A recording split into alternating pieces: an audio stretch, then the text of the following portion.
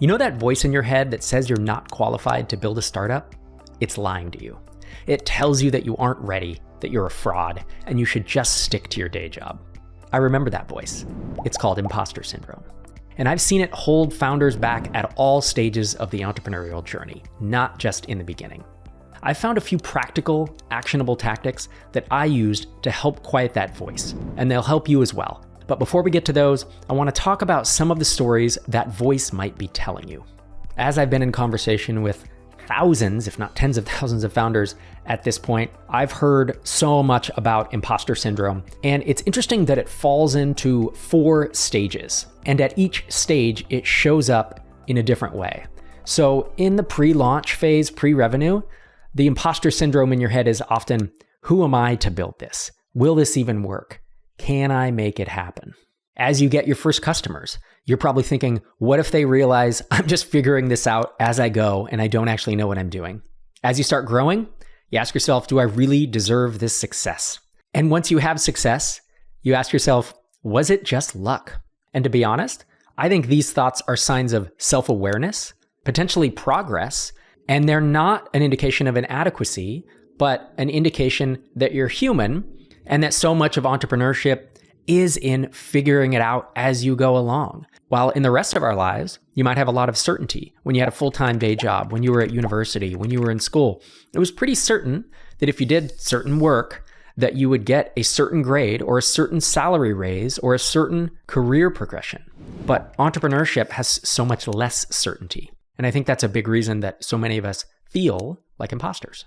One thing you can do to combat imposter syndrome is to look at the milestones that actually matter along the way. A lot of entrepreneurs think, oh, once I have success, 10, 20K MRR, or once I've had an exit, then I won't be an imposter anymore. But realistically, when you get your first paying customer, when you get your first positive feedback from a customer, when you hire your first team member, when you get your first month of sustainable revenue, these matter a lot and potentially might matter more than an exit or hitting 100K MRR, because each of these is such a sign of personal growth. What I found is in the early days, it's often scarier to take little steps to get that first customer than it is to hit that 100K MRR mark. I found that the more things that I've done that were risky and felt dangerous at the time, the further I got on, the higher the stakes became, but in fact, the less imposter syndrome I felt.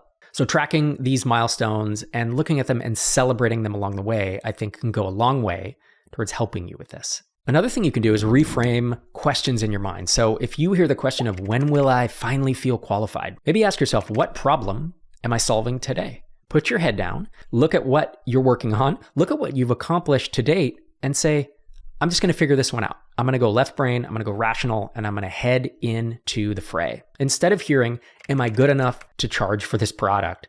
Maybe ask, how can I deliver more value? Instead of asking, what if someone builds something better? Ask, how can I better serve my particular customers? Instead of asking, do I deserve the success? Ask yourself, how can I help others succeed? So with all that in mind, let's look at a few practical tools that you can use to have forward motion. So the first is called the weekly wins system. And this is something that I used at Drip as we were bootstrapping. We had a weekly team meeting over lunch. This is when we were all in one location, but the company would pay for lunch. And it was in essence our staff meeting. And that was when we talked about the wins from the week. What are the awesome things that happened? The new customers, the cool tweet or Reddit post that someone did about Drip. We also looked at things we need to work on. I had customer success and sales talking to development. It was only 5 or 6 of us, so it was pretty nice and small. But this was a way for us all to feel like we are succeeding. And it reinforced it with the team. It also reinforced it with me of like, I know how to do this. We're doing pretty well. The growth is up. We are growing by 5K MRR each month right now. Like that is a great milestone. Another way to do it is to have an evidence journal. This is where you document positive customer feedback. And you can record wins when you solve a hard problem. I actually have an email folder in Gmail. It's just called Thanks. And it's any positive feedback that I receive. People will send emails to me or to startups for the rest of us. Sometimes they'll tweet it out.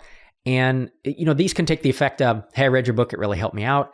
It can be a long, heartfelt story of how my content or my podcast episodes over the years have completely changed someone's life. Maybe they sold their company for enough money they never have to work again. One person said their parents were from Taiwan. They always wanted to move back there, but they were working a day job, I think in Los Angeles.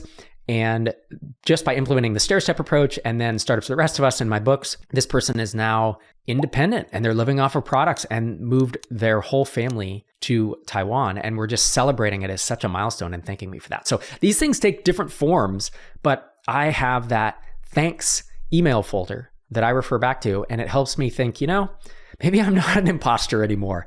And frankly, if I'm feeling down or if someone is lambasting my hair on YouTube, which that actually doesn't bother me at all. I think it's kind of funny. But if someone's saying negative things about me, I can always look back at that thanks folder and feel a little bit better about the day. And the last thing I'll throw out before diving into building real confidence in yourself is the next step focus. So this is breaking big goals into daily actions.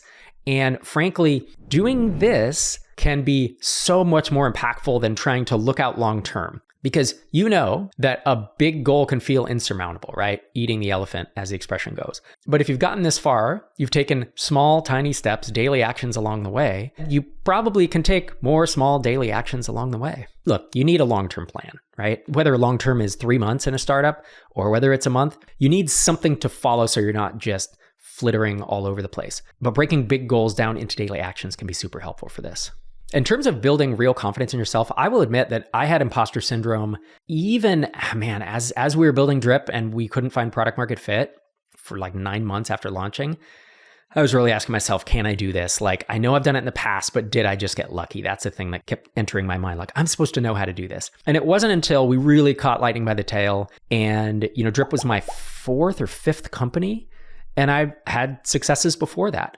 But it wasn't until we really started growing and then the exit, and I was like, okay, I now know that I can do this and I believe that I could do it again. That was the point where I felt like imposter syndrome kind of maybe left for good. I'm not saying I never feel it, but I don't feel it like I used to. And so this leads me to the thought that I think confidence comes from doing, not necessarily achieving, right? It's just getting things done. And that's why I talk so much about the power of small, consistent wins. That's what the stair-step method is. As you stair-step your way up, you have consistent wins that I think can build confidence in you, in your spouse or significant other, in those around you, to where you start feeling like someone who can do this because you are doing it.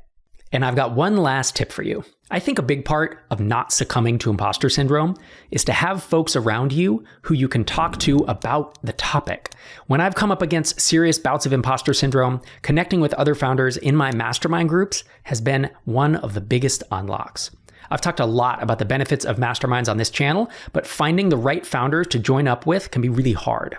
So to help founders out with this, we launched MicroConf Mastermind Matching a few years ago. To date, we've successfully matched over 1,000 founders by looking at their revenue, their team size, strengths, goals, and a few other data points to make sure your peer group is the right fit.